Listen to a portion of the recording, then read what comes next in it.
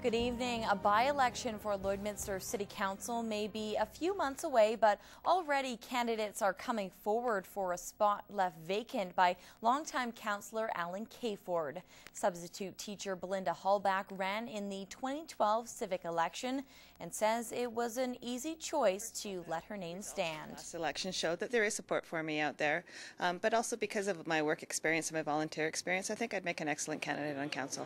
I am well organized, I am a hard worker, but most of all I speak out when it needs to be, something needs to be said.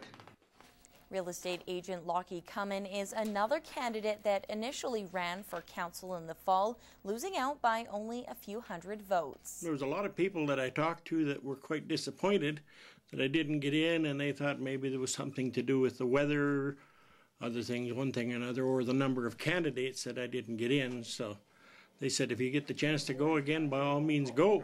And they said, even if you have to wait 4 years, you know. A date for the by-election has yet to be set, but voters can expect to head to the polls sometime in the spring. Now, that historic-making election saw 16 candidates fighting for just 6 spots on City Council. One of 3 familiar faces making the cut, Rob Saunders. Now in his 4th term on council, Lauren Pullen sits down with Saunders to talk about the election and his new role with the city. Well, it's been a very exciting year for the City of Lloydminster with the municipal election underway this past October. And I am joined now with our first ever Deputy Mayor, Rob Saunders. How are you? Very well, thanks, Lauren. And what are some of the things that you would like to talk about in terms of highlights of the city over the past year? Well, I think Lloydminster has fared fairly well on the economic climate. We've had a lot of building going on, both in the residential and commercial sector. Pretty balanced approach on both Alberta and Saskatchewan side. We've had a lot of retail commercial infrastructure being built and a lot of capital investment from corporations in our community. So faring fairly well when other cities haven't been able to do the same. Yes, I think we've been quite fortunate through the downturn in '08 and into the last couple of years in this last term.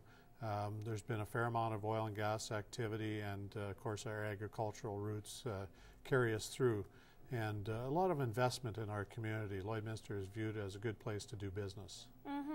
And definitely, as I said, a very busy year for the City of Lloydminster, a history-making election with 16 candidates vying for 6 spots. This was your 4th time at the go. What was different this year?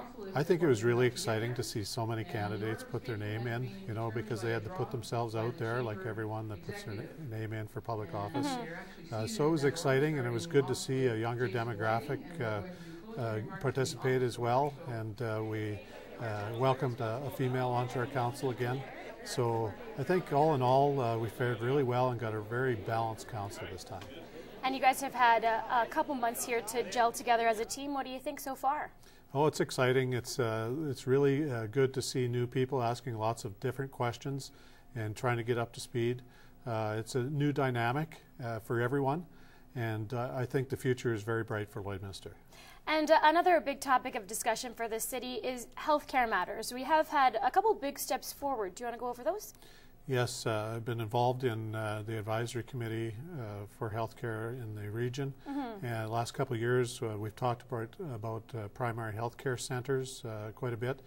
We've talked about data collection, and just recently there was a Alberta resourcing tool that was used to capture some data that will probably paint a truer picture of the demographic that calls Lloydminster their healthcare center.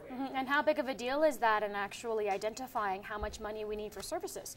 Well, I think it'll help identify what those needs are for the community, which in turn will convey itself to the provincial governments as to the financial resources and the responsibility tied to those needs. Definitely an ongoing process as well. Well, it's a fairly exciting time for you. You are the first ever deputy mayor. What does that entail? Well, essentially the job would be that we leverage ourselves, Mayor Jeff and myself leverage ourselves into the community and into the region.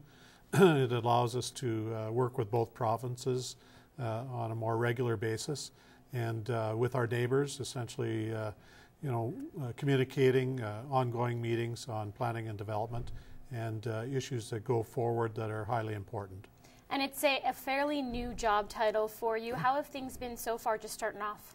Well, there's no waiting around. The meeting that I was acclaimed at council by my peers, I was off to Regina the next day for on behalf of the city on city business. And when I returned to the office, the ladies in the office were asking to access my calendar. So it's very busy, and I'm really enjoying it. And thoughts on what to look forward to in this next coming year? Well, I think you'll see the Lloydminster economy will thrive. We have lots of houses being built. We have lots of retail commercial infrastructure being built. We have 3 new hotels being built. We have approximately 300 new rental doors opening up and development on both sides of the provinces.